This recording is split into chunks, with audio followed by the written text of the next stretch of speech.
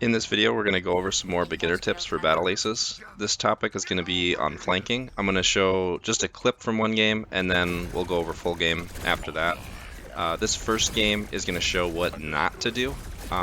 So in this game, it was actually a pretty inactive game for the first portion of this one.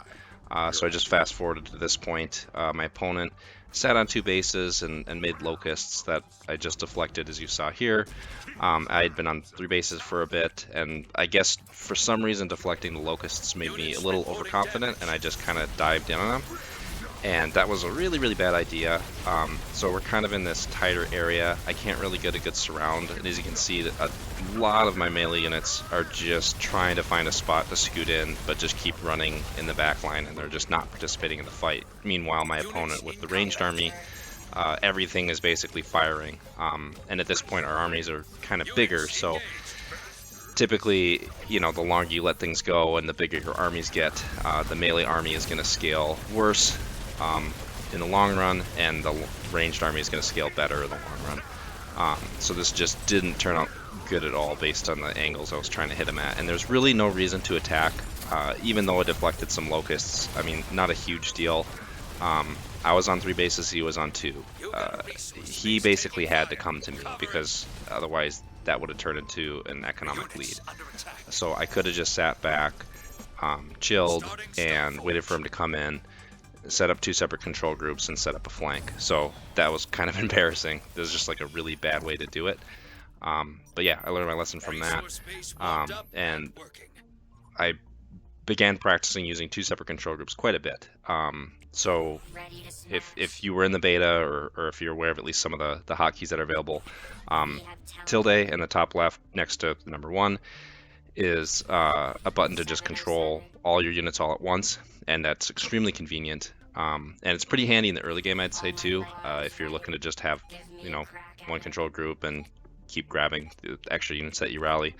But at some point you do want to split up your control groups as needed, so that you can split up your armies and do all sorts of things. And especially if you're playing a melee army, you really got to be setting up flanks in order to just increase the surface area and make sure that all your melee units can participate in a fight.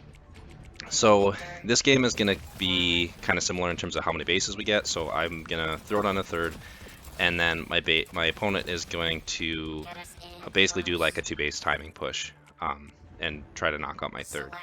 And I don't know if this is the greatest example, because the composition is probably in my favor, with me having access to king crabs and my opponent having access to only shockers in their tier 2, since they picked two tier 3 foundry units.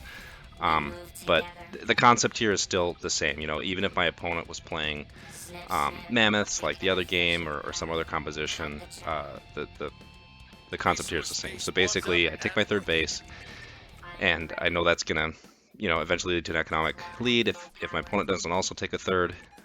So I would just kind of wait for him to come at me.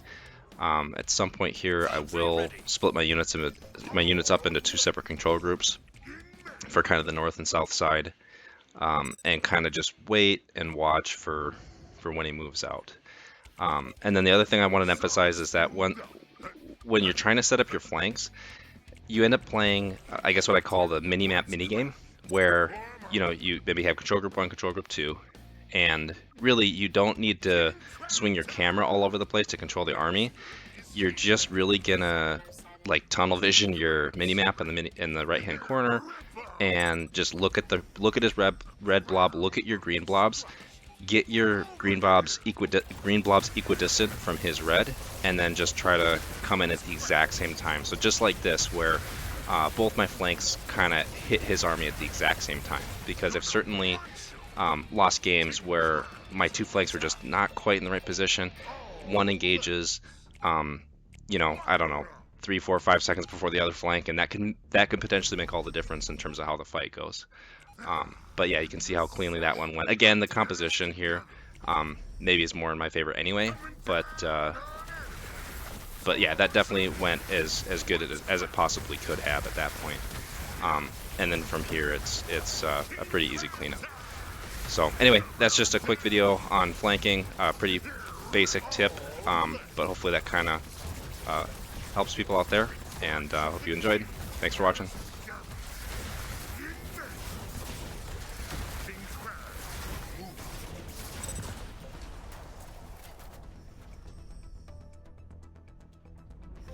Victory!